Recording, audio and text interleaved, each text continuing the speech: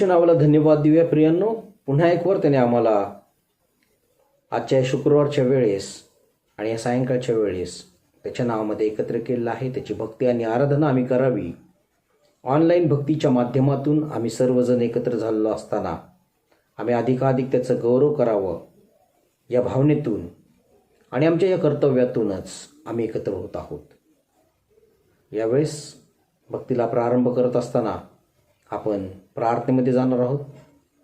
आपण त्याच्याजवळ नतमस्तक होऊयात. आपले डोळे बंद करूयात, प्रार्थना करूयात. पवित्र पवित्र सेनाधीश देवा, तुझ्या नावाला धन्यवाद देतो. गेल्या आठवड्याभर बापा तू आम्हाला सांभाळलंस आणि या मिडवीक भक्तीच्या माध्यमातून आज तू आम्हा सर्व प्रियजनांना एकत्र केलंस. तुझ्या वचनावरती मनन आणि चिंतन करण्याकरता ही वेळ दिलीस, याबद्दल आम्ही तुझे उपकार मानतो. आज दिवसभर तू आमच्या सोबत राहिलास. ज्या सर्व ठिकाणी आम्ही गेलो त्या ठिकाणी तू आम्हाला सुखरूप नेलंस.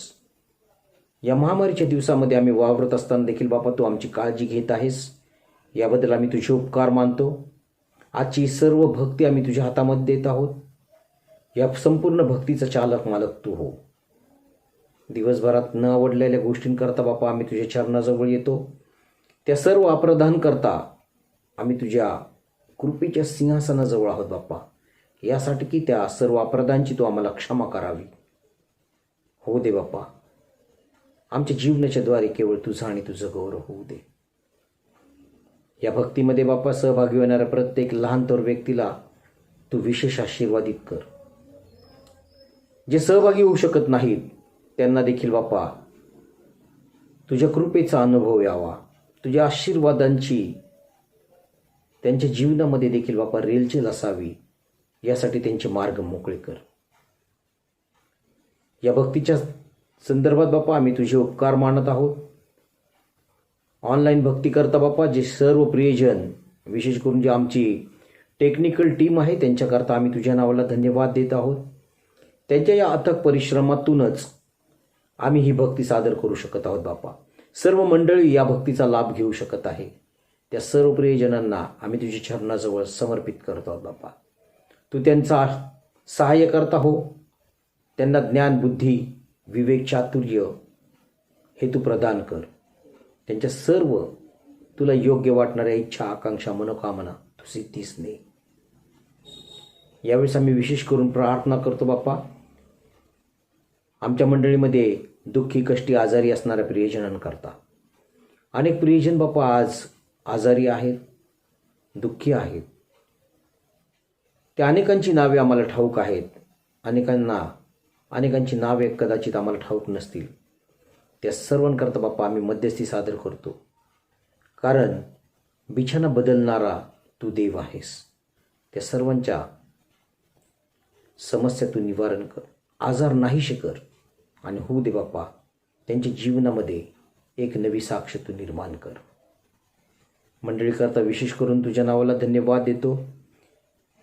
एक उत्तमशी मंडळी बाप्पा तू आम्हाला दिलेली आहेस आणि गेली 134 वर्ष ही मंडळी अविरतपणे तुझ्या सेवेमध्ये आहे. तू त्या मंडळीला आशीर्वादित केलेला आहेस म्हणून तुझे उपकार मानतो.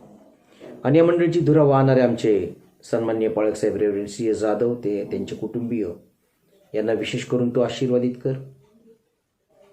त्यांना आरोग्य दे आणि आमच्या उन्नतीकरता, आध्यात्मिक उन्नतीकरता त्यांचे जे सर्व प्रकारचे प्रयत्न चालू आहेत ते तू सर्व यशस्वी कर. आमच्या एमवायफ करता यावेळेस आम्ही प्रार्थना करतो पित्या. प्रत्येक रविवारच्या भक्ती करता ते सुरुवातीची स्तुती आणि आराधना तुझ्या चरणाजवळ सादर करतायत. त्या प्रत्येक सभासदाकरता, त्या प्रत्येक एमवायफच्या तरुणाकरता आम्ही तुझ्या नावाला धन्यवाद देतो. आणि होऊ दे बाप्पा त्या सर्व लेकरांना तू आशीर्वादित कर आणि अधिकाधिक बापा त्यांच्याद्वारे तुझं स्तुतिगान तू करून घे. त्याच प्रकारे संडे स्कूल, एमवायएफ, मेथडिस्ट मेन्स आणि WCS यांच्याद्वारे बापा जे काही उपक्रम चालू आहेत ते तू आशीर्वादित कर आणि अधिकाधिक या सर्वांच्याद्वारे तुझं गौरव करून घे. सर्व मंडळीला बापा तू आशीर्वादित कर. मंडळीतील प्रत्येक लहान तरुण व्यक्तीला तू तुझ्या आशीर्वादाने भर. आणि होऊ दे बापा त्या प्रत्येकाला तुझ्या चांगुलपणाचा अनुभव त्यांच्या जीवनामध्ये घडू दे. त्या प्रत्येकाच्या जीवनामध्ये बापा तुझ्या नावाने एक साक्ष निर्माण होऊ दे. आज येणारं वचन तो आम्हा प्रत्येकाकरता आशीर्वादाचं कर. त्यावर मनन आणि चिंतन करत असताना तो आम्हा प्रत्येकासंगती बोल बाबा. सहाय्य कर. या भक्तीचा संपूर्ण वेळ आम्ही तुझ्या हातामध्ये देतो. तू सहाय्य करता हो. येशू ख्रिस्त आमचा प्रभू याच्याद्वारे ही प्रार्थना सादर करतो म्हणून तो एक पित्या. आमेन. यावेळेस देवाच्या गौरवाकरता आपण एक गीत गाणं ऐकणार आहोत.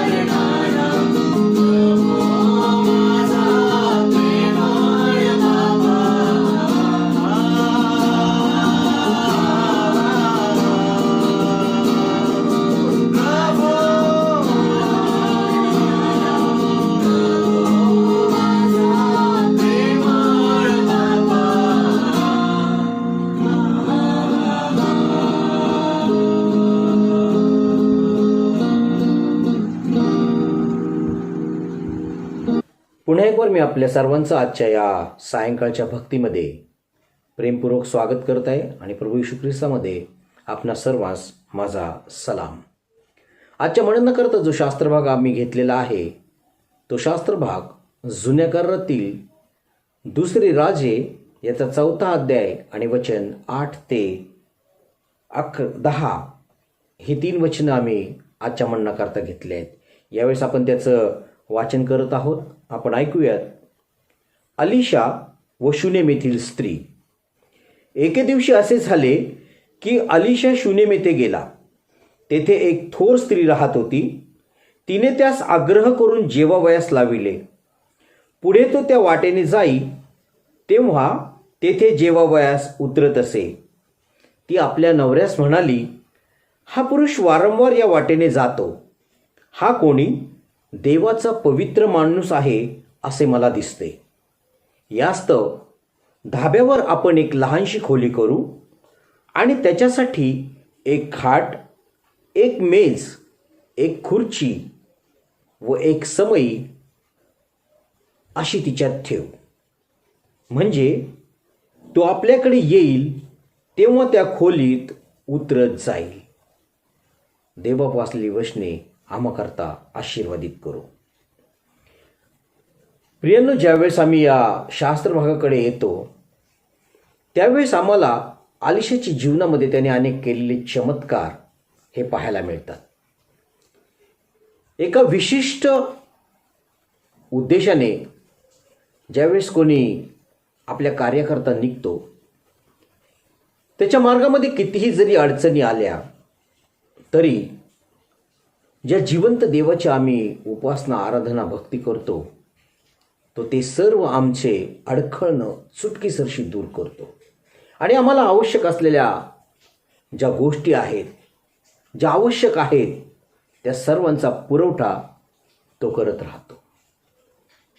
तसंच काहीसं आम्हाला या वचनामध्ये पाहायला मिळतं. शुनेम हे इस्साखाराच्या वतनातील एक ठिकाण. जेव्हा कनान देशाचा ताबा इस्रायल लोकांनी घेतला आणि त्याची वाटणी ज्या वेळेस केली त्यावेळेस जो प्रदेश वाटणी करण्यात आला त्याच्यामधील शुनेम हा जो प्रदेश आहे किंवा हे जे ठिकाण आहे ते इस्साखाराच्या वंशाला मिळालं. प्रस्तुत उतारा जो आम्ही वाचला, जी वचनं आम्ही वाचले त्याच्यामधून ज्या स्त्रीचा उल्लेख या ठिकाणी केलेला आहे त्याच्यावरून आमच्या लक्षात येतं की या शुनेम या ठिकाणी राहणाऱ्या स्त्रिया या थोड्या प्रभूमध्ये आम्हाला आवेशी वाटतात.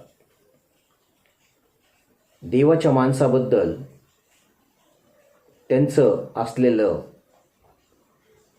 कर्तव्य त्या चुकत नाहीत. कारण आम्ही अलिशाबद्दल वाचलं, परंतु ज्या वेळेस दावीद राजा वयातीत झाला होता आणि त्यावेळेस त्याला शक्तिहीन होत होता, त्याला ऊब येत नसत, त्याला शुश्रूषा करण्याची आवश्यकता होती आणि त्यावेळेस जी स्त्री निवडली गेली ती देखील या शुनेम इथलीच होती.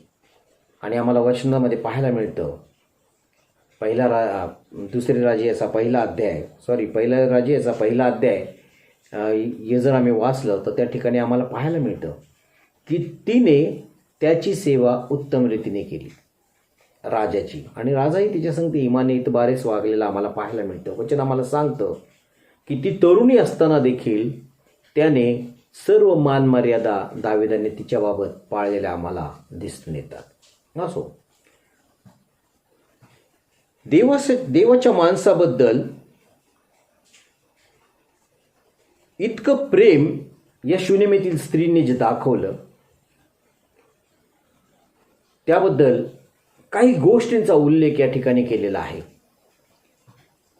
सहजच म्हणून कदाचित तिने त्याला जेवायचा आग्रह केला असेल.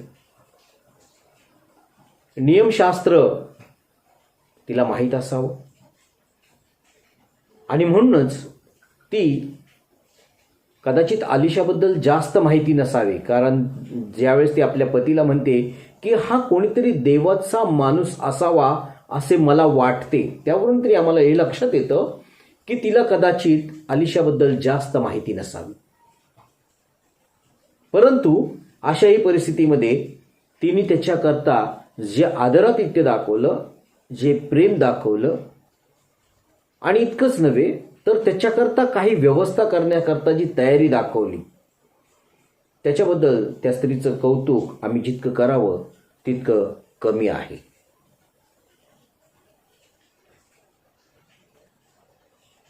प्रियांनो, ज्यावेळेस आम्ही देवाच्या कार्याकरता आमच्याकडे जे काही आहे त्यातून उत्तम ते जर आम्ही देवाला दिलं तर त्याचे आशीर्वाद कसे असतात याचा प्रत्येकानं आपापल्या जीवनामध्ये अनुभव घेतलेला आहे.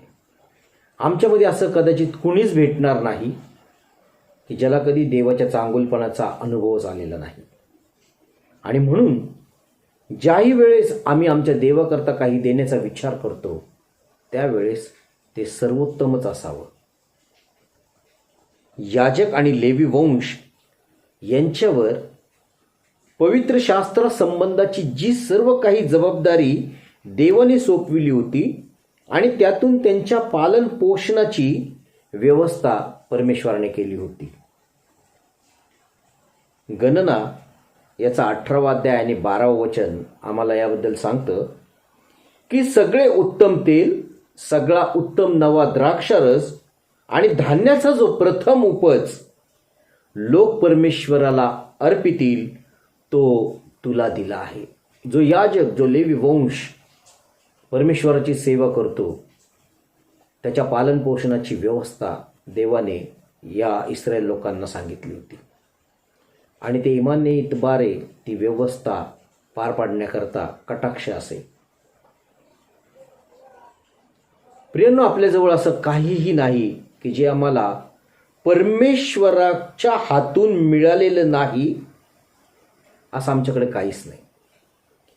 कारण एकदा का आपलं तारण झालं की आपलं कर्तव्य आणि आपली कृतज्ञता म्हणून आपण आपलं सर्व काही परमेश्वराच्या स्वाधीन करणं,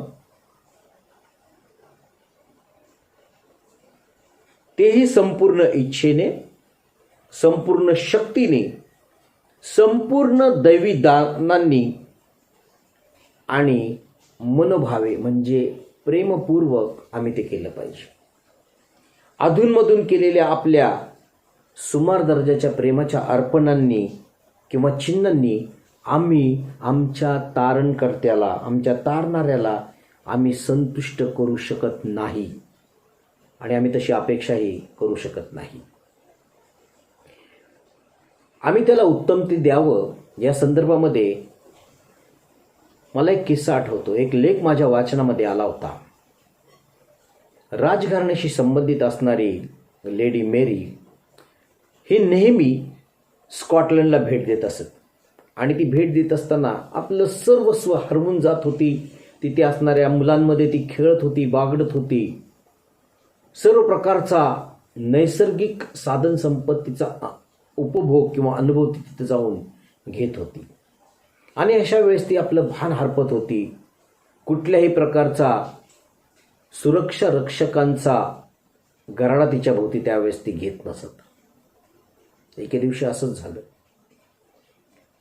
ती स्कॉटलंडला गेली आणि मुलांसंग ती फिरत होती. दूरपर्यंत चालत गेली आणि अचानकच आकाशात काळे ढग दाटून आले. पावसाला सुरुवातच होणार होती. थोड्याफार प्रमाणात तो चालूच झाला म्हणून तिने आजूबाजूला पाहिलं आणि तिला एक खोली दिसली. त्या खोलीच्या ठिकाणी जाऊन आपण आपल्याकरता छत्री काही वेळाकरता उसनी मागावी या उद्देशाने तिने ते दार ठोकलं. ज्या स्त्रीने दरवाजा उघडला तिच्या चेहऱ्याचे हावभाव स्पष्टपणे सांगत होते की तिची काही इच्छा नव्हती ते दार उघडण्याची देखील. आणि अशा वेळेस या लेडी मेरीने तिच्याकडे तात्पुरत्या स्वरूपासाठी, तात्पुरत्या वापराकरता छत्रीची मागणी केली आणि जी मी उद्या पुन्हा तुम्हाला ती तुमची परत पाठवून देईल याविषयी देखील तिला आश्वस्त केलं. आधीच नाईलाजाने उघडलेला दरवाजा आणि त्यातून समोरून आलेली काहीतरी वस्तूची मागणी त्या स्त्रीला अस्वस्थ करून गेली. तरी देखील तिने आपल्याकडे असलेली जुनी पुराणी, ज्याच्या काड्या 1-2 काड्या मोडलेल्या होत्या आणि त्या छत्रीच्या कापडाला काही ठिकाणी भोकं देखील पडलेली होती, अशी ती जुनी पुराणी छत्री तिने त्या लेडी मेरीला सोपवली. साहजिकच तिने तिला ओळखलेलं नव्हतं. तरीही कुठलीही तक्रार न करता मेरीने ती छत्री घेतली आणि निघून गेली. दुसऱ्या दिवशी पुन्हा त्या स्त्रीचा दरवाजा कोणीतरी ठोकला आणि बाहेर येऊन पाहते तर राजाच्या सुरक्षा रक्षकांपैकी कोणीतरी होतं. एकंदरीत त्याच्या पेहरावावरून तिने ओळखलं की हा कोणीतरी राजाचा किंवा राणीचा सुरक्षा रक्षकांपैकीच असावा. दरवाजा उघडता क्षणी त्या सुरक्षा रक्षकाने सांगितलं की ही तुमची छत्री काल राणीसाहेबांनी घेतली होती आणि आज ती तुम्हाला त्यांनी परत पाठवून दिलेली आहे आणि तुमचे आभार देखील मानलेले आहेत. एकंदरीत हे वाक्य कानावर पडल्यानंतर त्या स्त्रीचे हावभाव बदलले. तिला रडू कोसळलं की एका राणीला आवश्यक असणारी छत्री मी दिली, परंतु कोणती दिली? जी टाकाऊ होती, जिला मला उपयोगात आणणं शक्य नव्हतं किंवा माझी इच्छा देखील नव्हती. आणि माझ्याकडे असलेली सुंदर छत्री अशा वेळेस मी तिला दिली नाही. फार मोठी एक संधी मी गमावलेली आहे. याबद्दल ती खूप दुःखी झाली, परंतु तोपर्यंत सुरक्षा रक्षक निघून गेला होता. त्या स्त्रीला खूप रडू आलं आणि तिने जे वाक्य बोललं की मी खूप मोठी संधी गमावलेली आहे. प्रियांनो, आमच्या जीवनामध्ये असे काही प्रसंग येतात का की ज्यावेळेस प्रभूला काहीतरी देण्याची गरज असते त्यावेळेस आम्ही काय विचार करतो? का आमच्यापैकी कुणी असं आहे की आज मी ती संधी गमावलेली आहे असं कुणाला वाटेल? तर प्रियांनो, आम्ही त्या गोष्टीकडे लक्ष देऊयात आणि ज्यावेळेस आम्हाला देवाला देण्याची काहीतरी संधी मिळते त्यावेळेस आम्ही देखील उत्तम तेच देऊयात. नाही तर अरे रे, माझी सर्वोत्तम वस्तू मी देवाला देऊ शकलो नाही याच्याबद्दल नंतर खेद व्यक्त करणं याचा काहीही उपयोग होत नाही. अनुवादाचा 6वा अध्याय आणि 5व्या वचनामध्ये आम्हाला देवाने इस्रायल लोकांना सांगितलेली आज्ञा आठवते आणि ती अशी आहे की तू आपला देव परमेश्वर याच्यावर पूर्ण मनाने, पूर्ण जीवाने व पूर्ण शक्तीने प्रीती कर. आणि त्या प्रीतीचं स्वरूप पुढे आम्हाला येशू ख्रिस्त ज्या वेळेस या भूतलावर आला त्यावेळेस देखील त्याने आम्हाला हीच आज्ञा पुन्हा एकदा सांगितली आणि ती आम्हाला पाहायला मिळते मत्ती शुभवर्तमान 22वा अध्याय आणि 37व्या वचनामध्ये. देवावर आमची जर श्रद्धा पूर्ण मनाने, पूर्ण जीवाने आणि पूर्ण शक्तीने असेल तर मग आम्हाला आशीर्वादाची रेलचेलच आहे. आणि म्हणून प्रियांनो, या वचनाला अनुसरूनच अनुवाद 6:5 या वचनाला अनुसरून शुनेमीतील स्त्रीने आपलं वर्तन राखण्याचा प्रयत्न केला. आज जो माणूस माझ्या दारामध्ये येतो आहे, वारंवार त्या वाटेने जात आहे, त्या वाटेने जात असताना त्याची कुठेतरी बडदास्त ठेवायला हवी, त्याच्या जेवणाची व्यवस्था व्हावी. इतकंच नव्हे तर जेवण केल्यानंतर पुढे मार्गस्थ होण्याआधी त्याला थोडासा विश्राम देखील करायला हवा. या सर्व कल्पनांनी तिचं मन घेरलेलं होतं. तिला कोणतंही मूलबाळ नव्हतं. वचन आम्हाला सांगतं की तिचा नवरा देखील वृद्ध होता. तरी देखील प्रियांनो, अशा परिस्थितीमध्ये तिने या देवाच्या माणसाकरता एक उत्तम आपल्याकडे जे आहे त्याच्यातून देण्याचा प्रयत्न केला. सर्वप्रथम एक धाब्यावरती खोली, मग त्याच्यामध्ये पाहायला मिळतं आम्हाला एक खाट, एक मेज, एक खुर्ची आणि एक समय. 5 गोष्टी आम्हाला या ठिकाणी पाहायला मिळतात. आणि त्या 5 गोष्टींचा आमच्या जीवनामध्ये काय महत्त्व आहे. सर्वसाधारणपणे आम्ही हा अध्याय जर वाचला तर आम्ही तो अध्याय वाचून पुढे जाऊ शकतो. आणि खोलीमध्ये या सर्व गोष्टींची आवश्यकता आहे हे एक सर्वश्रुत आहे, सर्वांना ठाऊक आहे. कारण एक खोली या सर्व वस्तूंशिवाय आम्हाला अपुरी वाटते. नुसत्या रिकाम्या खोलीत राहणं आणि या संपूर्ण साधनांसहित राहणं याच्यामध्ये खूप फरक आहे. आणि म्हणून मग या गोष्टी, ज्या 5 गोष्टी तिने देव केलेल्या आहेत आलिशा करता, त्या गोष्टींचं लागूकरण आमच्या जीवनामध्ये कसं आहे यावर आज आम्ही मननाने चिंतन करणार आहोत. प्रियांनो, यावेळेस आम्ही पहिल्या गोष्टीकडे लक्ष देत आहोत की त्या धाब्यावरच्या वचनामध्ये आपण थोडंसं लक्ष देऊया. यास्तव धाब्यावर आपण एक लहानशी खोली करू. पहिला मुद्दा आहे आणि तो म्हणजे खोली. धाब्यावरची खोली याचा आमच्या जीवनामध्ये मतितार्थ आहे की प्रभूला आमच्या जीवनात घेणे. ज्याच्या जीवनामध्ये प्रभू नाही त्याचं जीवन हे निरर्थक आहे, शून्य आहे. आणि म्हणून प्रभूला आमच्या जीवनामध्ये घेणं म्हणजे आम्हाला एक आत्मिक उंची गाठल्याशिवाय आम्ही ते करू शकत नाही. आत्मिक दृष्ट्या जोपर्यंत आम्ही उंच होत नाही तोपर्यंत आमच्या जीवनामध्ये आम्ही कितीही काहीही कमवलं तरी प्रियांनो त्यांची किंमत जगाच्या दृष्टिकोनातून कितीही मोठी असली तरी प्रभूच्या दृष्टिकोनातून मात्र ती शून्यच राहू शकते. बन्यामीनी शौल जो इस्रायलाचा पहिला राजा होता, ज्याची निवड देवानेच केली होती, तो शौल खूप उंच होता. इतका की सगळे इस्रायल लोक त्याच्या खांद्याला लागत होते.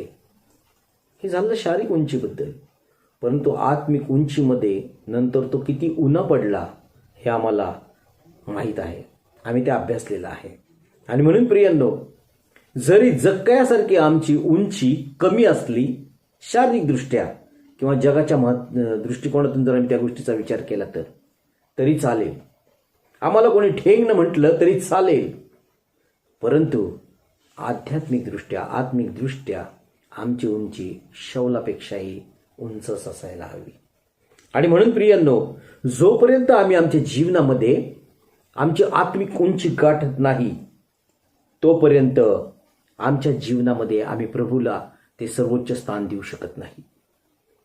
आणि आमच्या आत्मिक उंची जर आम्हाला गाठायची असेल तर आम्हाला पवित्र आत्म्याचं मार्गदर्शन घ्यावे लागेल. प्रभू येशू ख्रिस्तामध्ये आम्हाला सतत राहावं लागेल. त्याच्या प्रत्येक वचनावरती आम्हाला बारकाईने अभ्यास केला पाहिजे. त्याचं वचन आम्ही समजून उमजून घेतलं पाहिजे. आणि विशेष म्हणजे केवळ ते ऐकू नये तर ते ऐकल्यानंतर त्याच्यावरती मननचिंतन करून आम्हाला त्या वचनांप्रमाणे वागण्याकरता प्रयत्न केले पाहिजेत. आणि ज्यावेळेस प्रियांनो मग आम्ही ती आध्यात्मिक उंची किंवा ज्याला आत्मिक उंची म्हटलेलं आहे ती जर आम्ही गाठण्यामध्ये यशस्वी झालो तर मग निश्चितच अर्थाने प्रियांनो आम्ही आमच्या जीवनामध्ये प्रभूला घेतलेलं आहे. आमच्या हृदयामध्ये आम्ही त्याला स्थान दिलेलं आहे. आणि त्याच्या वचनांच्याद्वारे आम्हाला त्या स्टेप्स घेता आलेल्या आहेत हे मात्र निश्चितचपणे आम्हाला समजून येईल. म्हणून प्रियांनो, जोपर्यंत आम्ही आमच्या जीवनामध्ये प्रभूला स्थान देत नाही तोपर्यंत आमच्या सर्व प्रकारच्या उंचीला, मग आम्ही कितवे 11व्या मजल्यावर असू द्यात, 12व्या असू द्यात, 15व्या असू द्यात, आमची खोली किंवा आम्ही आमचं ज्याला घर म्हणतो ते कितीही उंचावर असेल तरी प्रियांनो त्याचा काही उपयोग नाही. पण जर आमची आत्मिक उंची जर योग्य प्रकारे उंच असेल, आम्ही प्रभूला स्थान तितकं महत्त्वाचं देऊ केलं असेल तर निश्चितच प्रभू आम्हाला तितक्याच आशीर्वादाने आशीर्वादित केल्याशिवाय राहणार नाही.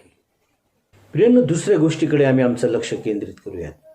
पहिलं झालं खोली आणि दुसरी गोष्ट म्हणजे त्या खोलीमध्ये तिने देव केलेली खाट. प्रियनो, खाट हे प्रतीक विसाव्याचं आहे. ज्यावेळेस आम्ही कामावरून थकून भागून येतो त्यावेळेस कधी एकदा मी जाऊन विश्रांती घेतो असं होतं. आणि मग फ्रेश झाल्यानंतर चहा वगैरे घेतल्यानंतर आपोआपच विसाव्याकरता आम्ही त्या खाटेकडे धाव घेतो. खाट, बाज अथवा पलंग अशा विविध रूपाने आम्हाला हे विश्रामाची साधनं ठाऊक आहेत. एक विलक्षण समाधान आम्हाला या खाटेवरती विश्रांती घेतल्यानंतर पाहायला मिळतं किंवा आम्ही अनुभवतो ते. आणि म्हणून प्रियांनो, खाटेचं महत्त्व आमच्या जीवनामध्ये आध्यात्मिकदृष्ट्या कसं आहे त्याकडे थोडं आपण आपलं लक्ष देऊया.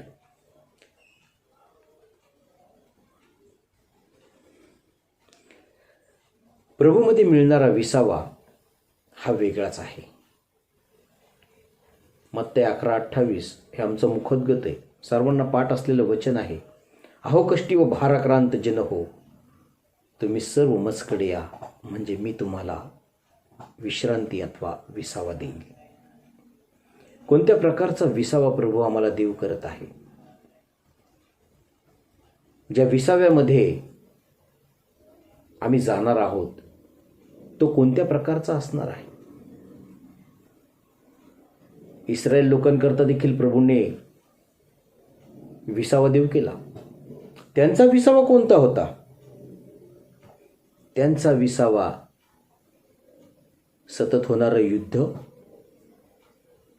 प्रत्येक वेळेला इस्रायल लोक विसावा मिळाल्यानंतर देवाच्या विरोधात जात होते, मूर्तीपूजेच्या मागं लागत होते आणि देवाला त्या गोष्टीचा राग येत होता. त्यांच्यावर येणारं सर्व संकट, आग्या सापांचं संकट असेल, युद्धाचं असेल, महामारीचं असेल, या सर्व संकटांमधून देव त्यांना प्रत्येक वेळेला विसावा देत होता. परकीय आक्रमणांपासून विशेष करून त्या विसाव्यासाठी आम्हाला पाहायला मिळतं. आणि ते सर्व परकीय आक्रमण ते थोपून धरले जात होते. इस्रायल लोकांना त्याच्यामध्ये विजय मिळत होता. त्यावेळेस उभे केलेले राजे, शास्ते आम्ही पाहतो की विसावा प्राप्त झाल्याचं कधी 8 वर्ष, कधी 20 वर्ष, कधी 40 वर्ष, इतका मोठा स्पॅन, इतका मोठा काळ त्या विसाव्याचा त्यांना लाभत होता. तरी देखील प्रत्येक वेळेला जर आम्ही शास्त्रांचं पुस्तक वाचलं तर आमच्या ते लक्षात येईल की प्रत्येक वेळेला इस्रायलाने देवाविरुद्ध पातक केलं आणि आपला विसावा त्यांना गमवावा लागलेला आहे. तांबड्या समुद्रामधून पार गेलेल्या लोकांपैकी यहोशवा आणि कालेब हे 2च फक्त कनान देशामध्ये जाऊ शकले. नेतृत्व करणारा मोशे देखील कनान देश त्यांनी पाहिला. परमेश्वराने त्याला डोंगरावरती नेऊन त्याला तो देश दाखवला, दुधामधाचे प्रवाह वाहणारा देश, परंतु तो देखील तिथे जाऊ शकला नाही. आणि प्रत्येक वेळेला इस्रायल लोक करत असलेल्या बंड कुरकुरी यांच्यामुळे प्रभूने, त्या देवाने स्वतःची शपथ घेऊन सांगितलं की हे लोक माझ्या विसाव्यात येणार नाहीत. त्यांचा विसावा होता दुधामधाचे प्रवाह वाहणारा सुजलाम सुफलाम कनान देश. आणि त्या कनान देशामध्ये त्यांना स्वास्थ्य जीवन जगावं त्यांनी, यासाठी देवाची खूप मनोभावी इच्छा होती.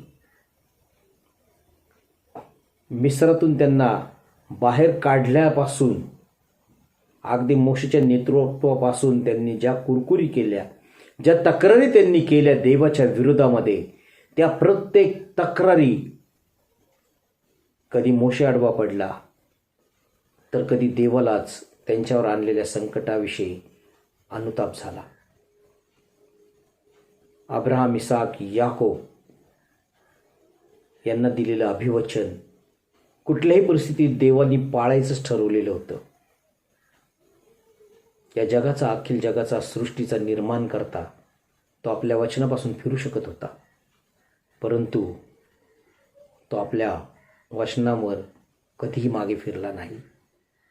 परंतु ज्या वेळेस त्याला ते सहनच झालं नाही, त्यावेळेस मात्र तांबड्या समुद्रातून पार जेवढे लोक गेले होते ते सर्व या 2 व्यक्तींच्या व्यतिरिक्त, कालेब आणि यहोशुवा यांच्या व्यतिरिक्तची ती सर्व पिढी रानात मरून पडली. रानामध्येच ते लोक मेले. आणि तो 20वा जो कनान देश देवाने देव केला होता, तो देश ते पाहू शकले नाही. म्हणून प्रियांनो, जर आम्हाला प्रभूमध्ये 20वा हवा असेल, मग 20व्याचा अर्थ अनेक जण कदाचित आमच्या मृत्यूपर्यंतचं एक लिमिट म्हणून घेतील का? कारण ज्यावेळेस कोणी एखादी प्रिय व्यक्ती ज्यावेळेस मृत्यू पावते, त्यावेळेस आम्ही म्हणतो की त्या प्रभूमध्ये 20वा पावले आहे. होय प्रियांनो, सत्य आहे ते. कारण त्याचा 20वा म्हणजे सर्व प्रकारचे दुःख, क्लेश, यातना, भय, भीती, दडपणे, संकटे, रोग यांपासूनची मुक्तता आहे.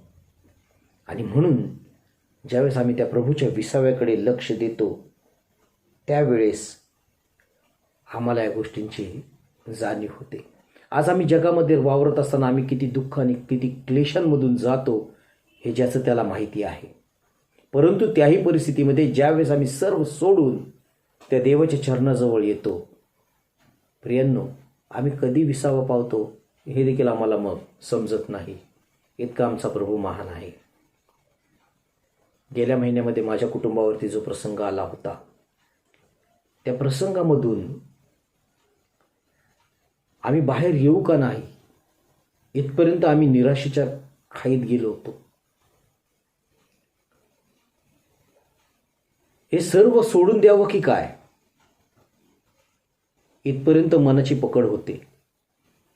परंतु प्रियांनो, आम्ही आभार मानतो त्या देवाचे की त्याही परिस्थितीमध्ये आम्ही त्याच्या वचनांमध्ये टिकून राहिलो आणि त्याने आमच्या जीवनामध्ये साक्ष घडवली, जी साक्ष आमच्या जीवनात अत्यंत महत्त्वाची आहे. या महामारीतून आम्हाला त्यांनी अभिवचन दिलेलं आहे की मृत्यूछायेच्या दरीतूनही मी जात असलो तरी अरिष्टच भिणार नाही. त्या वचनाचा आम्ही अनुभव घेतला आणि त्यातून सही सलामत त्याने बाहेर काढलं. इतकंच नव्हे तर त्यानंतरही त्याने आशीर्वादित केलं. त्याच्याबद्दल त्याचे मानावे तितके आभार कमी आहेत. तो 20वा प्रियांनो आम्हाला आवश्यक होता आणि तो 20वा त्याने आम्हाला दिला. प्रभू येशू ख्रिस्ताने देखील आम्हाला त्या 20व्याचं आश्वासन दिलेलं आहे. त्याने देखील त्याच्या सेवा काळात या सर्व प्रकारच्या गोष्टींपासून ज्यांना आवश्यकता होती त्या सर्वांना 20वा देव केला. आम्हाला देखील त्यांनी अभिवचन दिलं, अहो कष्टी व भाराक्रांत जन हो, तुम्ही सर्व मजकडे या, म्हणजे मी तुम्हाला 20वा देईन. प्रियांनो, आम्हाला हे वचन 28वं वचनच पाठ आहे, परंतु त्याकरता आवश्यक असणारी अट मात्र आम्ही दुर्लक्ष करतो. मत्तई कृष्णवर्तमान 11वा अध्याय आणि पुढे जर आम्ही 29व्या वचनाकडे जर आम्ही लक्ष दिलं तर आमच्या ते लक्षात येईल. 28 पासून वाचतो मी. अहो कष्टी व भाराक्रांत जन हो, तुम्ही सर्व माझ्याकडे या, म्हणजे मी तुम्हाला 20वा देईन. पुढची अट आम्हाला जास्त महत्वाची आहे. मी जो मनाचा सौम्य व लीन आहे, त्या माझे जू आपणावर घ्या व माझ्यापासून शिका, म्हणजे तुमच्या जीवास 20वा मिळेल. कारण माझे जू सोयीचे व माझे ओझे हलके आहे.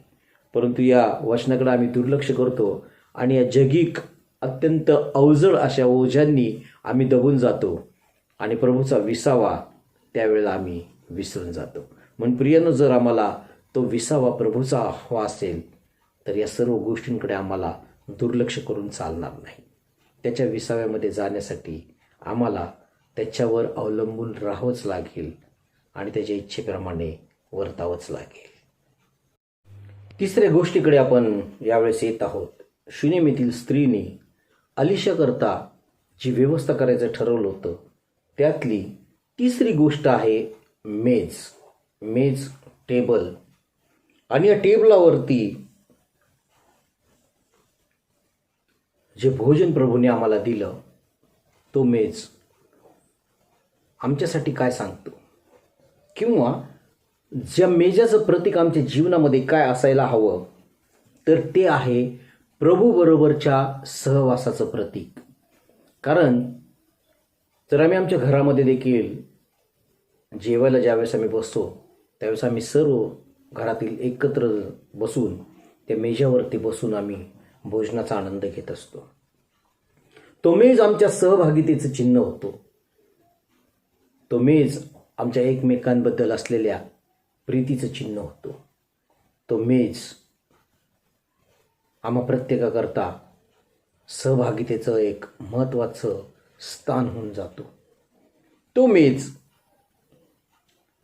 आम्हाला त्या सहभागाची आठवण करून देतो आणि प्रभूबरोबरचा आमचा सहभाग कसा असावा, आणि तो सहभाग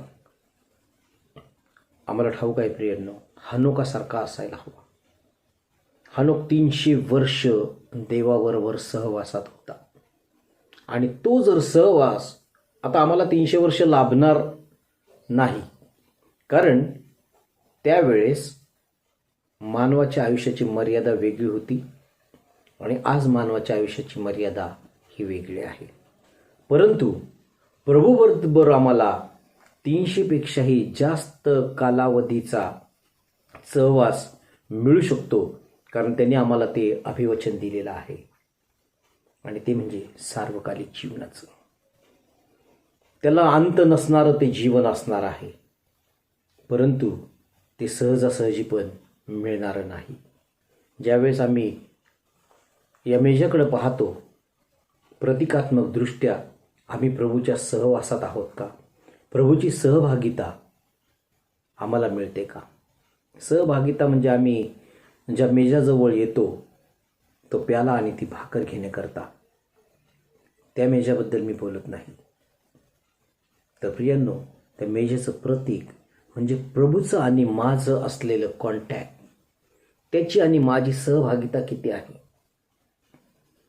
का मी फक्त रविवार टू रविवार एका ठराविक वेळेपुरता त्याच्याशी बांधलेला आहे? माझ्या जीवनातील, माझ्या रोजच्या या जीवनातील दिवसातील मी किती वेळ प्रभूच्या सहवासात जातो, हा ज्याचा त्याचा अभ्यासाचा विषय आहे. मला त्याच्यावर कोणालाही टीकात्मक बोलायचं नाही. परंतु जर त्या मेजाजवळ आम्हाला यायचं आहे, त्या सहवासामध्ये आम्हाला प्रभूच्या जायचं आहे, कारण प्रियांनो, तो मेज आम्हाला त्या प्रभूभोजनाची निश्चितच आठवण करून देतो. आणि शेवटलं भोजन प्रभूने जे केलं, 4 शुभवर्तमानामध्ये त्याचा उल्लेख आहे. लूका शुभवर्तमान 22वा अध्याय आणि 7व्या वचनापासून जर आम्ही त्या गोष्टीकडे लक्ष दिलं तर त्या मेजेची सिद्धता ही प्रभूने करून ठेवली होती. वल्हांडण सणाच्या वेळेस यज्ञ पशु मारायचा आणि बेखमीर भाकरीचा दिवस ज्यावेळेस आला, तेव्हा त्यांनी पेत्र आणि योहान यांना सांगून पाठवले की वल्हांडण सणाचे भोजन करावे म्हणून तुम्ही जाऊन आपल्यासाठी तयारी करा. ते त्याला म्हणाले, आम्ही तयारी कुठे करावी म्हणून आपली इच्छा आहे. त्याने त्यांना सांगितले, पहा, तुम्ही नगरात प्रवेश केल्यावर पाण्याची घागर घेऊन जाणारा एक माणूस तुम्हाला भेटेल आणि तो ज्या घरात जाईल त्यात त्याच्या मागून जा. आणि त्या घराच्या धन्याला असे म्हणा, गुरुजी तुम्हाला विचारतात, मला माझ्या शिष्यांसह वल्हांडणाचे भोजन करता येईल अशी पाहुण्यांची खोली कोठे आहे? मग तो तुम्हाला सज्ज केलेली मोठी माडी दाखवेल, तेथे तयारी करा. पुढच्या वचनांमध्ये ज्यावेळेस आम्ही येतो त्यावेळेस मग ज्याला आम्ही शेवटलं भोजन म्हणतो, लास्ट सपर, जे शिष्यांसोबत प्रभूने केलेलं. आणि प्रियांनो, त्यावेळेस प्रतिकात्मकरित्या त्याने आपलं शरीर आणि आपलं रक्त त्या शिष्यांना देऊ केलं. आणि इतकंच नव्हे तर तो विधी अथवा नियम म्हणून आम्हाला लावून दिला आणि युगाच्या समाप्तीपर्यंत आम्हाला तो करायचा आहे, प्रभूच्या दुसऱ्या येण्यापर्यंत. आणि आम्हाला त्यांनी तशी ती आज्ञा देखील दिलेली आहे. आम्ही या मेजेजवळ येतो प्रियांनो, तो केवळ त्याची कृपा आहे म्हणून. रोज आणि रोज तो नव्याने आमच्यावर कृपा करतो. वैयक्तिकदृष्ट्या जर आम्ही आमचं अवलोकन केलं आमच्या सकाळपासून ते झोपेपर्यंतच्या वेळाचं, तर मग आम्हाला लक्षात येईल की माझा सहवास आज प्रभूबरोबर किती वेळ होता, काय माझ्या संपर्कात आलेल्या लोकांचा आणि माझा सहवास माझ्या प्रभूचं गौरव करणारा होता का, काय माझं वर्तन इतरांसंगती मी जे केलं असेल ते माझ्या प्रभूचं गौरवाचं होतं का, त्याच्यातून मला त्या प्रभूचा सहवास लाभत आहे याच्या कोणाला तरी जाणीव होऊ शकली का, माझ्यातलं वेगळेपण त्याच्यातून काही निर्माण होऊन ते इतरांपर्यंत पोहोचलं का, की खरंच मी प्रभूच्या मेजाभोवती जाणार आहे. कारण प्रियांनो, या लॉकडाऊनच्या काळात देखील आज अनेक ठिकाणी आम्ही पाहतो सर्व काही बंद आहे. मंदिर असेल, मस्जिद असेल, चर्च, सर्व काही बंद आहे. परंतु प्रियांनो, देवाने आम्हाला उत्तमशी टेक्निकल टीम दिली. ऑनलाईन भक्तीच्या माध्यमातून आज आम्ही घरात बसल्या बसल्या या सर्व गोष्टींचा अनुभव घेऊ शकत आहोत. इतकंच नव्हे तर जो मेष प्रभूने आमच्याकरता सिद्ध केलेला असतो तो देखील गेल्या रविवारी आम्ही घेतला. त्याच्यामध्ये आम्ही सहभागी झालो. पावित्र्याने युक्त होऊन आम्ही अधिकाधिक प्रयत्न करतो की त्या मेजाभोवती जात असताना आम्ही पवित्र असावं, आम्ही शुद्ध असावं. कारण प्रियांनो, तो मेज काही हलका नाही, तो काही साधासुद्धा मेज नाही की कुणी यावं कसंही यावं. आणि आम्ही प्रत्येकजण निश्चितच त्या बाबत गंभीर आहोत यात तीळ मात्रही शंका नाही. परंतु प्रियांनो, काय तोच केवळ एक मार्ग आहे का की तो आम्हाला त्या सहवासापर्यंत नेतो? निश्चितच नाही प्रियांनो. दुसरा मार्ग त्याने आम्हाला आणखीन एक सांगितलं. तो तर आहेच आहे, ती सहभागिता तर आहेच, तो सहवास तर आहेच. परंतु त्याने आम्हाला आणखीन एक सांगितलेलं आहे. जर आम्हाला त्याच्या सहवासात जायचं आहे तर जगाप्रमाणे आम्हाला रुंद दारातून जायचं नाही. त्याने आम्हाला सांगितलेलं आहे की तुम्हाला अरुंद दरवाजातून आत जायचं आहे. तो अरुंद दरवाजा आम्हाला बिकट असेल, आम्हाला कष्टप्रद असेल, त्या दरवाज्यातून जाताना आम्हाला काही त्रास होणार असेल, आम्हाला संकट वाटत असेल, तरी देखील आमच्या प्रभूकरता आम्हाला त्या संकुचित दरवाज्यातून, त्या अरुंद दरवाज्यातून आम्हाला त्यातून जायचंच आहे. त्याला पर्याय नाही. आणि होय प्रियांनो, सर्वात महत्त्वाची गोष्ट आम्हाला मत्ते 7:13 आणि 14 मध्ये सांगते की प्रियांनो, आत्मिक सहवासाचा मार्ग म्हणजे जीवनाकडे जाण्याचा मार्ग संकुचित आहे, त्याचा दरवाजा अरुंद आहे. आणि त्यांना सापडतो, तो ज्यांना सापडतो ते थोडके आहेत. आज त्याच्या सहवासामध्ये जाण्यासाठी तो अरुंद दरवाजा सापडणाऱ्यांमध्ये आमची गणना आहे का? त्याच्या सहवासामध्ये आम्ही कितपत आहोत? प्रियांनो, आम्हा प्रत्येकाला त्या दरवाजापर्यंत पोहोचायचं आहे. तिथे फार मोठी स्पर्धा नाही, तिथे फार गर्दी नाही. मार्ग चिंचोळा आहे, अरुंद आहे, एवढं मात्र सत्य आहे. कारण प्रभूने आम्हाला तसं सांगितलेलं आहे, त्याचं वचन आम्हाला ते स्पष्ट करत आहे. आणि त्यामुळे तो अनेकांना सापडत नाही. कदाचित ते दरवाजाजवळून जातही असतील, परंतु तो सापडत नाही. तुम्ही आणि आम्ही धन्य आहोत प्रियांनो की आम्हाला त्याच्याकडे जाण्याचा मार्ग सापडलेला आहे. त्या मार्गावरून आम्हाला जायचं आहे. त्याच्या सहभागितेमध्ये अधिकाधिक राहण्याचा आम्हाला प्रयत्न करायचा आहे. आणि जर आम्हाला थोडंसं जर आणखीनच अधिक स्पष्ट जर पाहायचं असेल की त्या संदर्भामध्ये आम्हाला काय सांगितलं आहे, तर आम्ही 13व्या अध्यायामध्ये जर बघितलं, लूक शुभवर्तमान 13वा अध्याय आणि प्रियांनो 22 ते 30 ही जर वचनं आम्ही विस्तृतपणे वाचली तर प्रियांनो आम्हाला ते अधिक विस्तृतपणे माहिती पडू शकेल. भक्ती संपल्यानंतर तुम्ही तो अध्याय वाचू शकता, लूक शुभवर्तमान 13वा अध्याय आणि 22 ते 30. कारण प्रियांनो आम्हाला इतकं निश्चित माहिती आहे की त्या ठिकाणी पूर्वेकडून, पश्चिमेकडून, उत्तरेकडून व दक्षिणेकडून येऊन लोक देवाच्या राज्यात बसणार आहेत. आणि पहा, जे पहिले होतील असे काही शेवटले आहेत आणि शेवटले असे होतील असे काही आहेत.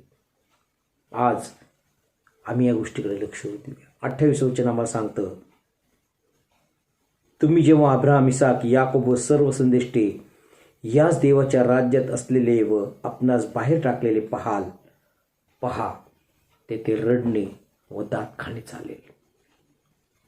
आज आम्हाला अब्राहम, इसाक, याकोब आणि सर्व संदेष्टे जेथे आहेत तेथे आम्हाला जायचं आहे.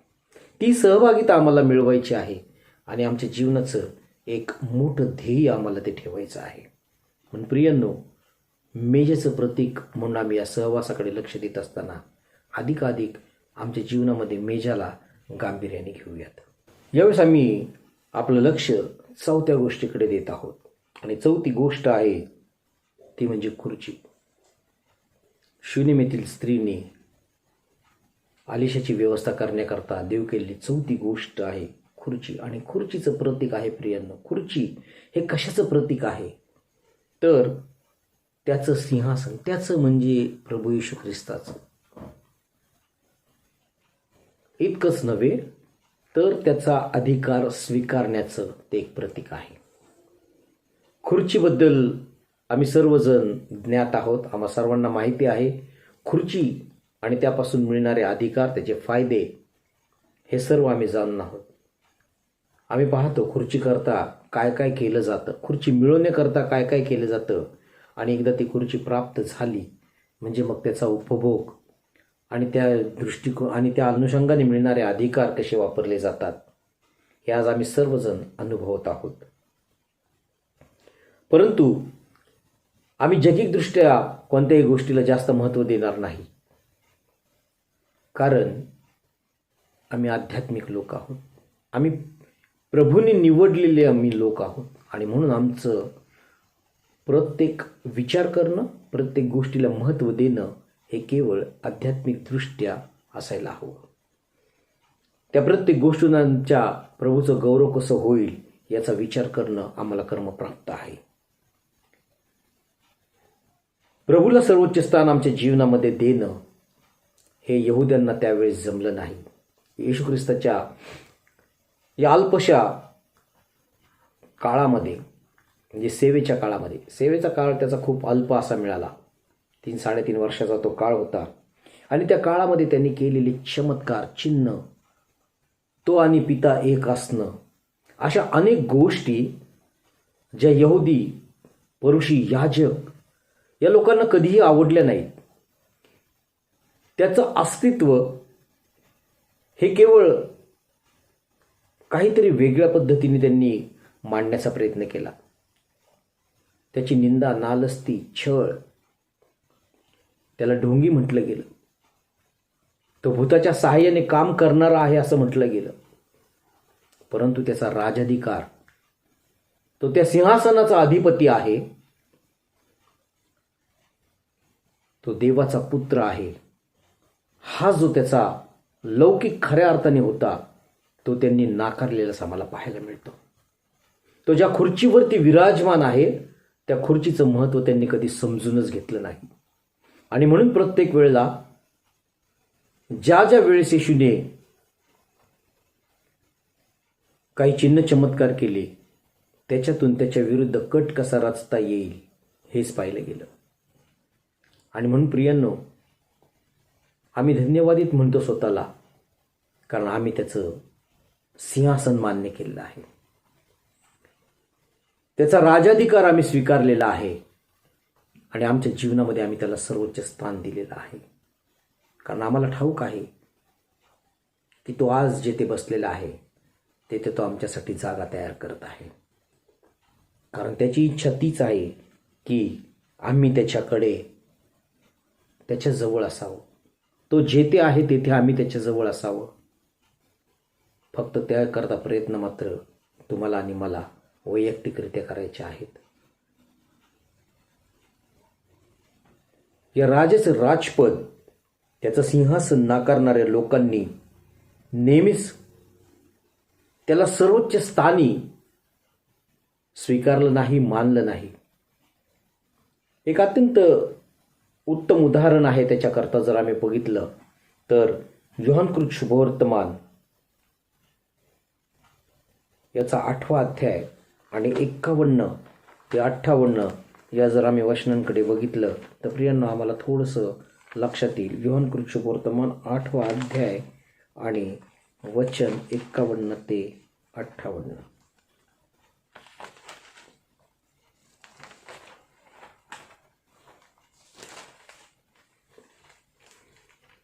यहुद्यांबरोबर त्याचा जो वादविवाद झाला त्याविषयीचा उल्लेख या आम्हाला 8व्या अध्यायामध्ये मिळतो.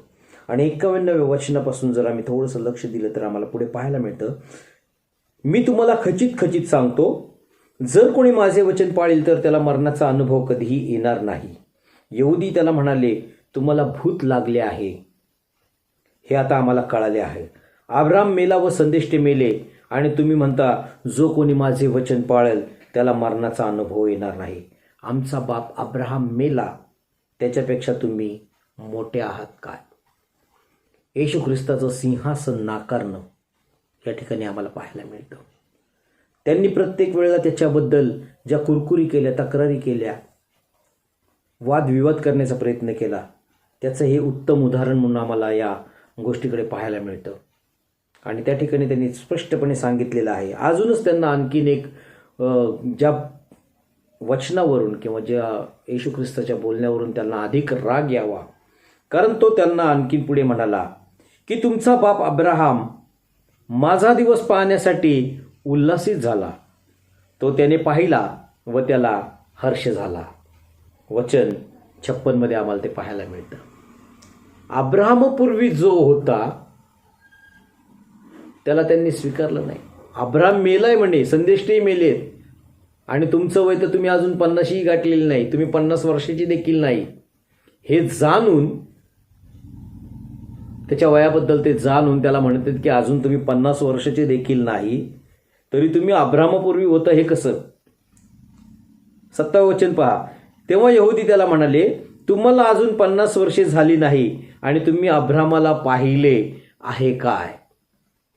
येशू त्यांना म्हणाला, मी तुम्हाला खचित खचित सांगतो, अब्राहमाचा जन्म झाला त्यापूर्वी मी आहे.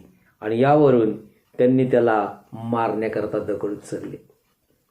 देवाच्या अस्तित्वाविषयी नियमशास्त्र फक्त माहिती होतं, कारण एका ठिकाणी ते त्याला म्हणाले होते, तू भूताचा आहेस आणि आम्ही मोशेचे आहोत. परंतु ज्या अधिकाराने तो आला होता, तो प्रत्येक अधिकार तो आपल्या कृतीतून त्यांना दाखवत होता, तो मात्र त्यांनी कधी समजून घेतला नाही आणि केवळ त्याला विरोध केला. आणि त्याच्या इनडायरेक्टली त्यांनी त्याच्या राजासनाला विरोध केला, त्याचं राजपद स्वीकारलं नाही. परंतु प्रियांनो, तुम्ही आणि आम्ही त्याचं राजपद मान्य केलेलं आहे, त्याच्या खुर्चीला आम्ही स्थान दिलेलं आहे. आणि म्हणून ज्यावेळेस आम्हाला अत्यंत तातडीक होते त्यावेळेस आम्ही धैर्याने त्याच्या कृपेच्या सिंहासनाजवळ जातो, यासाठी की आमच्यावर त्याची कृपा व्हावी. म्हणून प्रियांनो, पुन्हा एक वार त्याला धन्यवाद देतो की त्याचं सिंहासन आम्हाला मान्य करण्याचं मन त्याने दिलं आहे. शेवटच्या गोष्टीकडे आम्ही येत आहोत प्रियांनो. आणि शेवटची जी गोष्ट शून्यमेतील स्त्री आलिशाकरता देव करत आहे आणि ती आहे समय. समयचा आमच्या जीवनामध्ये प्रतीक आहे ख्रिस्ताकरिता साक्ष देणे. समय निश्चितच उजेड देण्याचं, प्रकाश देण्याचं काम करतो, परंतु प्रियांनो, आमच्याकरता मात्र ते साक्षीचं प्रतीक आहे. जो प्रकाश ख्रिस्ताने आम्हाला दिलेला आहे त्या ख्रिस्ताच्या प्रकाशाविषयी आम्हाला साक्षीदार व्हायचं आहे. योहान 9:5 मध्ये येशू ख्रिस्त स्वतः म्हणत आहे, मी जगात आहे तोपर्यंत जगाचा प्रकाश आहे. जो स्वतः प्रकाश होता, ज्याने तो प्रकाश आम्हाला दिला. आणि पुढे जर आम्ही येणार आहोत त्या वचनाकडे, की त्याने नंतर आम्हाला जगाचा प्रकाश म्हटलेला आहे. मग का आम्हाला जगाचा प्रकाश म्हटलं? कारण प्रकाशाचं काम असतं सतत सतत उजेड देणं, स्वतःविषयीची साक्ष देणं. आणि म्हणून ज्यावेळेस येशू ख्रिस्त म्हणत आहे की जोपर्यंत मी या जगात आहे तोपर्यंत मी जगाचा प्रकाश आहे. फार सुंदर आहे, त्यात मतितार्थ दडलेला आहे. जोपर्यंत मी आहे, कारण त्याला जावं लागणार होतं, त्याचा प्रवास संपणार होता, तो पुनरुत्थित होऊन जाणार होता आणि काही काळासाठी पित्याकडे राहणार आणि तो पुन्हा येणार. हा जो सर्व क्रम आहे तो त्याला ठाऊक आहे. फक्त वेळ आणि काळ हे फक्त पित्याला ठाऊक आहे. आणि ती कधी जाणून घेण्याचा येशू ख्रिस्ताने देखील प्रयत्न केला नाही, कारण तो आपल्या पितेच्या आज्ञेत राहत होता. ज्यावेळेस आम्ही या समयच्या प्रतीकाकडे पाहतो, निश्चितच जी खोली त्या शुनेमकरीन स्त्रीने आलिशाकरता देऊ केली, त्या खोलीमध्ये प्रकाशाची आवश्यकता आहे. दिवसा नसेल कदाचित, परंतु रात्रीच्या समयी प्रकाश असावा, कारण तो तिथे उतरत असे, तो राहत होता तिथे, तो राहणार होता तिथे. आणि मग त्यावेळेस ती समय त्याला प्रकाश देण्याकरता आवश्यक होती. परंतु प्रियांनो, एक प्रतीक म्हणून आम्ही या समयीकडे पाहतो, तर त्यावेळेस आम्हाला आमच्या जीवनामधून प्रकाश देण्याचं कार्य करायचं आहे. येशू ख्रिस्ताविषयीची साक्ष आम्हाला त्याच्यातून द्यायची आहे. एक उत्तमसं उदाहरण मला यावेळेस त्या प्रकाशाविषयी सांगायला आवडेल. जन्मंदाला डोळे देण्याचं. योहान सुवर्तमान 9वा अध्याय, आणि या संपूर्ण अध्यायामध्ये एक गोष्ट आम्हाला पाहायला मिळते. जो जन्मांधळा आहे, जो जन्मापासून आंधळा असलेला जो व्यक्ती आहे, आणि आंधळा असल्यामुळं तो भिक्षा मागायचं काम करत होता. आणि ज्यावेळेस येशू ख्रिस्ताने त्याला दृष्टी दिली, त्याच्याकडे असणारा प्रकाश त्या प्रकाशहीन व्यक्तीला दिला. जो अंधारामध्ये चाच पडत होता, ज्याला अंधकाराने ग्रासलेलं होतं, त्याला त्यांनी तो प्रकाश देऊ केल्यानंतर त्याच याजक पुरुषांनी, यहुद्यांनी, शास्त्र्यांनी त्याच्या विरुद्ध केलेला कांगावा आम्हाला या ठिकाणी पाहायला मिळतो. या प्रकाशाचा अधिपती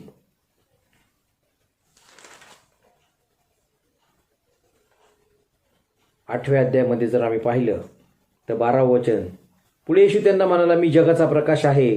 जो मला अनुसरतो तो अंधारात चालणारच नाही, तर त्याच्याजवळ जीवनाचा प्रकाश राहील. आम्ही त्याला अनुसरलं पाहिजे. याविषयी पुन्हा एकदा आम्हाला या ठिकाणी वचन स्पष्ट करत आहे. आणि आंधळ्या व्यक्तीला ज्यावेळेस येशू ख्रिस्ताने दृष्टीदान दिलं, डोळे पुन्हा दिले, तो प्रकाश पुन्हा दिला, त्यावेळेस शिष्य देखील आश्चर्यचकित झाले. इतकंच नव्हे तर शिष्यांनी त्याला एक प्रश्न विचारला.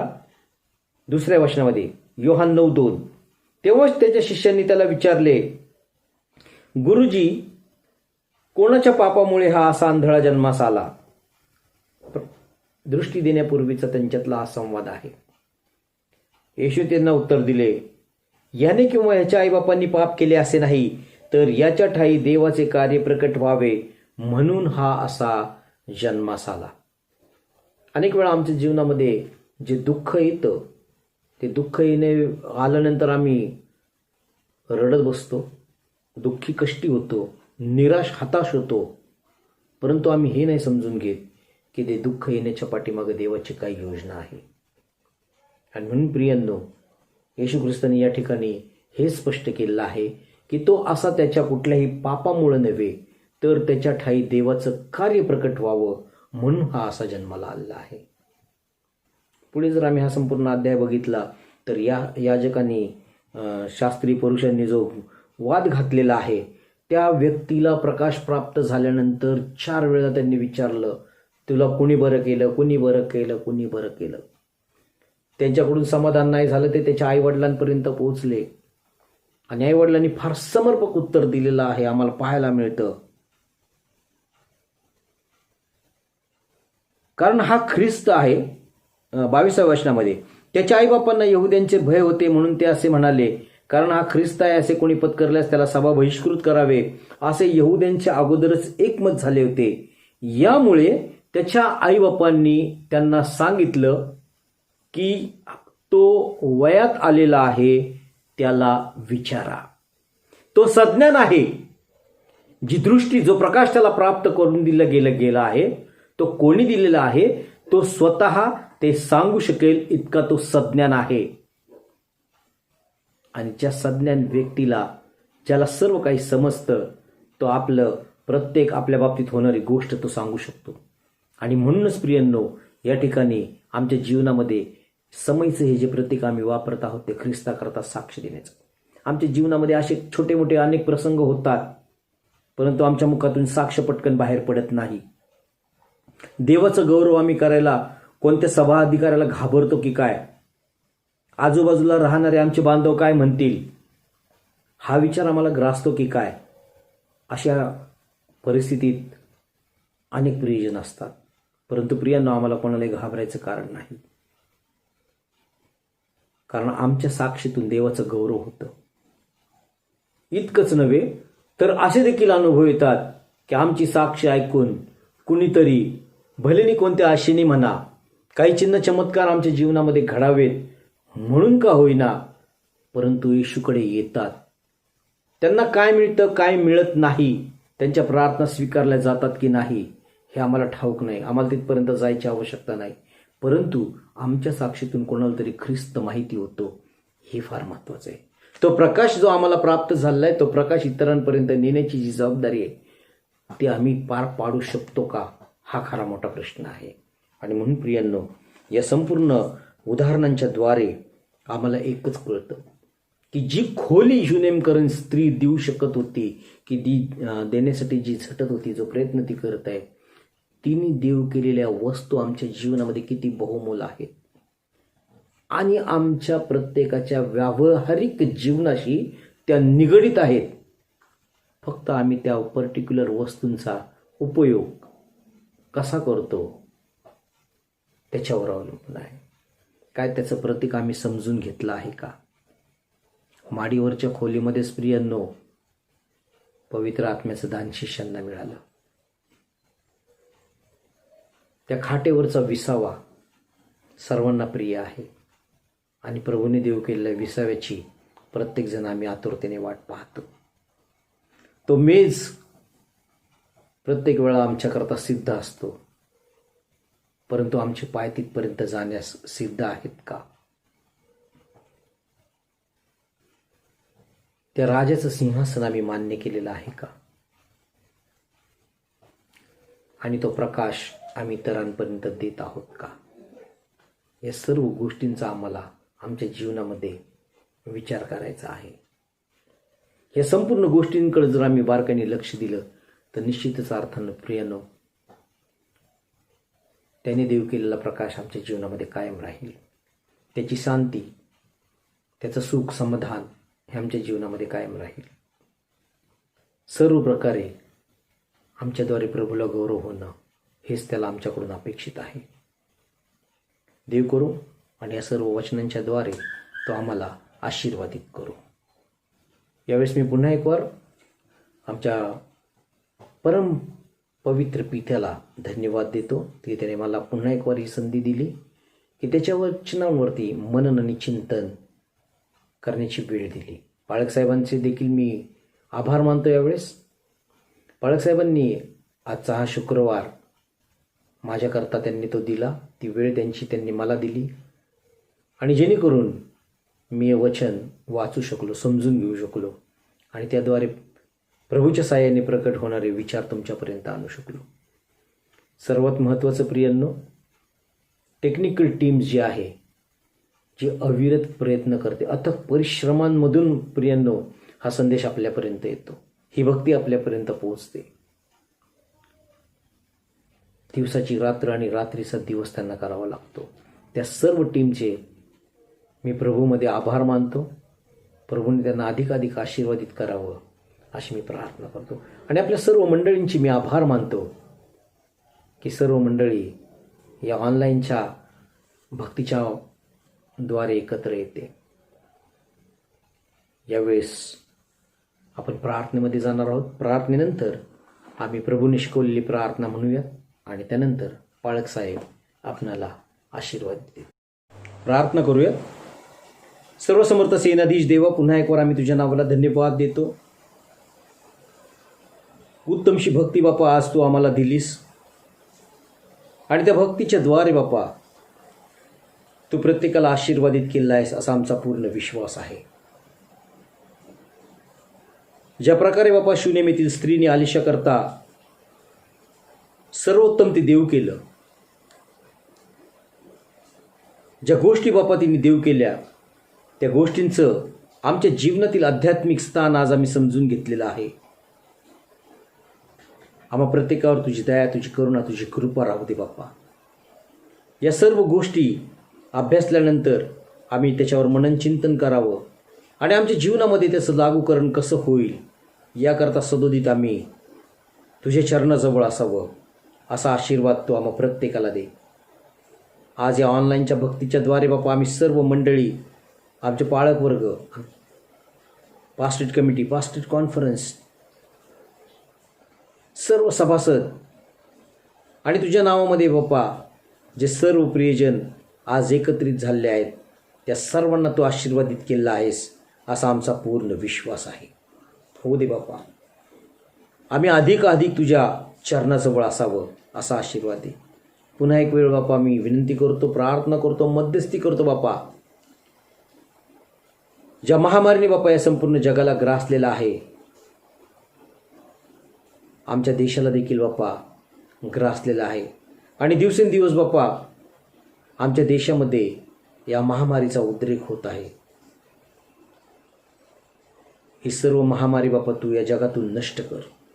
पुन्हा एक वार बाप्पा तुझ्या मंदिराची द्वार आमच्याकरता खुली कर बाप्पा. आम्ही मुक्तपणे येऊन तुझ्या मंदिरामध्ये तुझी भक्ती आणि आराधना करणारे व्हावेत असा आशीर्वाद तू आम्हा प्रत्येकाला दे. पुन्हा एक वार तुझे उपकार मानतो बाप्पा. मध्यस्थी करतो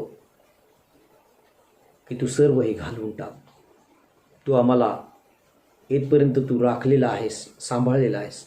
येथून पुढे देखील बाबा तू आमच्या सोबत राहा. मान महिमा गौरव तुझ्या नावाला देऊ. ही सर्व प्रार्थना विनंती येशू ख्रिस्त आमचा प्रभू याच्याद्वारे सादर करतो म्हणून तो ऐक. आमीन. प्रभूने शिकवलेली प्रार्थना आपण यावेळेस म्हणूया. हे आमच्या स्वर्गातील बाप्पा, तुझे नाम पवित्र मानिले जाओ, तुझे राज्य येवो, जसे स्वर्गात तसेच पृथ्वीवरही तुझ्या इच्छेप्रमाणे हो. आमची रोजची भाकर आज आम्हास दे, आणि जसे आम्ही आमच्या ऋण्यास ऋण सोडिले आहेत तशी तू आमची ऋणे आम्हास सोड. आणि आम्हास परीक्षित आणू नकोस, तर आम्हास वाईटापासून सोडीव. कारण की राज्य, सामर्थ्य आणि गौरव ही सर्व काळ तुझीच आहेत. आमीन. आपण देवबापाचा आशीर्वाद मागूयात. आणि आता मेंढरांचा महान मेंढरा आपला प्रभू ख्रिस्ताची कृपा, देवी बापाची प्रीती, पवित्र आत्म्याची सहभागिता आम्हा सर्वांबरोबर इथून पुढे आमचा प्रभू ख्रिस्त येईपर्यंत सदा सर्व काळ असो. आमेन.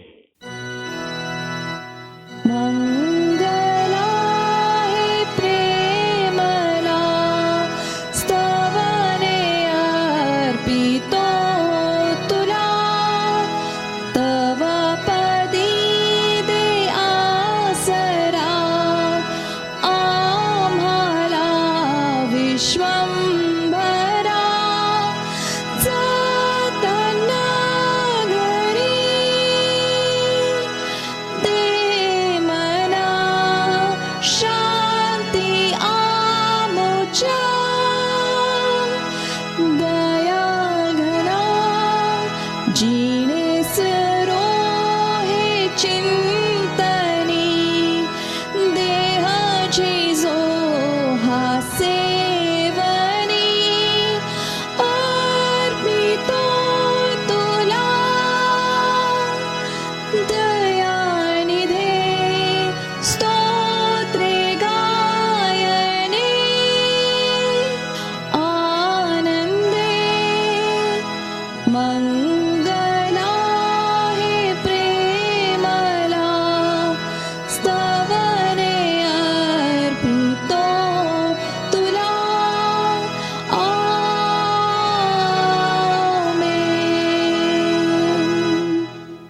शालोम, देवाची शांती आम्हा सर्वांबरोबर असो.